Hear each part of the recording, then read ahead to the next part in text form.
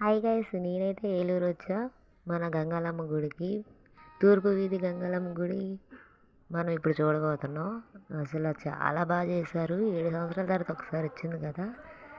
సందు సందు ఖాళీ లేదు గాయస్. అసలు ఏ సందులో నుంచెల్లా అసలు ఖాళీ లేదు. అంత బాగుంది.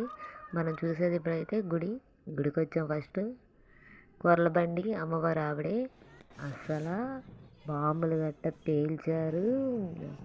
ఆ డాన్సులు కానీ అందరూ చాలా బాగుంది. అసలు నేను టెడ్డీ బేర్ చూసి భయపడ్డాను తెలుసా. ఇవన్నీ బాగున్నాయి, బాగా నచ్చినాయి.